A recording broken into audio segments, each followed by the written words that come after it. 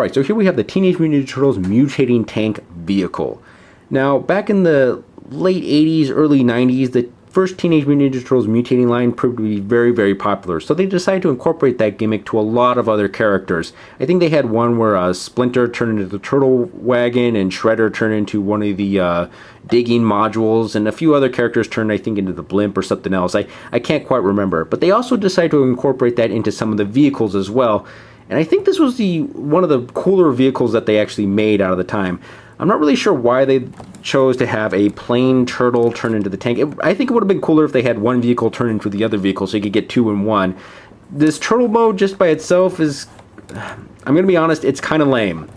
It doesn't really serve a purpose. I don't even know why you would have a turtle this big compared to everybody else. It's like, hey, Raph, what happened to you? You grew huge and reverted back to a regular turtle.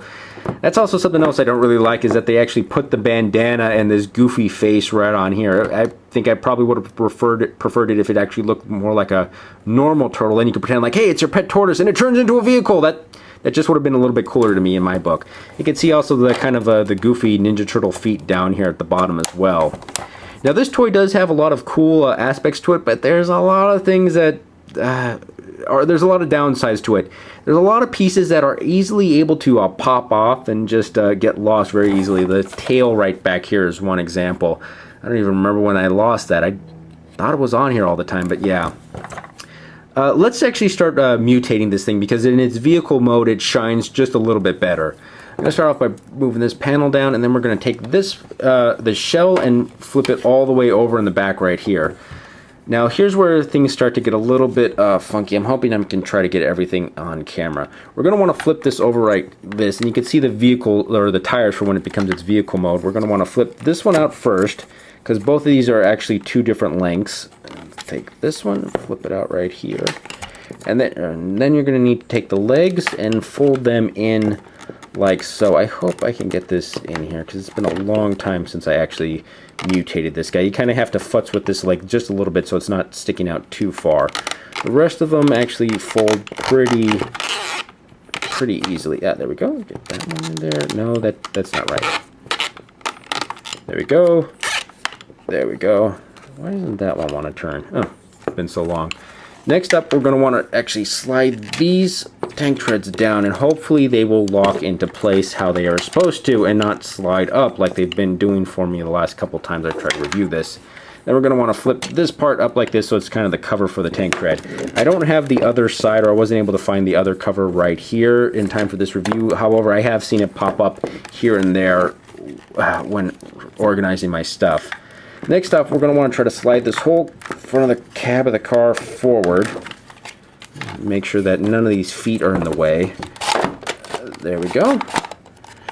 And we're going to want to actually take these two guns right here, fold them up, and then try to get these pegs right in these holes right here to actually support for the front tires. And they just want to slide down on me, as you can see from this tire right here. I thought I had it in there, but no. Alright, there we go. Alright. Something's not resting correctly on here. This foot's still giving me problems.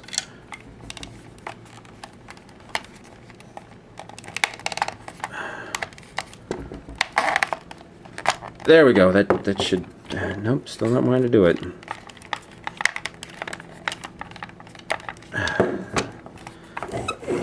This fits just a little bit better, and you can see that just the slightest little bit of pressure wants these tank treads back here to fall down. So it is kind of a disappointment with this one toy. However, it does still look kind of cool and impressive. Let's finish transforming it now, or mutating it, I should say. We're going to want to pull the missile launcher right up here out of the driver's seat of the car and flip it around. It came with these little tiny missiles with the Ninja Turtles heads right on it. I don't know where they got the time or the money to, or why they even bothered sculpting their own heads on the actual missiles, considering that they're just going to explode. Seems like a big expense for characters who live in the sewer, although why am I questioning that, considering that they're also driving this giant tank around?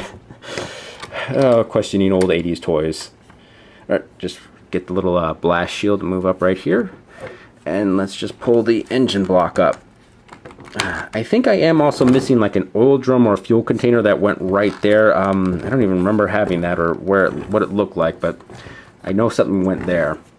Another cool thing about these little missiles is they had little extra holes right here that you can actually attach them right in here in the back. So if you didn't want to have them stored right there, you just put them right there for when you actually mutate this thing. What went on here was a little axe and then a little fuel container for the other side. Those are another things that I kind of forgot about when I was actually looking for this thing, and they're just piled in with all my other guys. Let's actually start putting some characters in here. For this, I'm going to put Army Leo in the driver's seat, because Army guy, I figure he'd be driving the giant tank.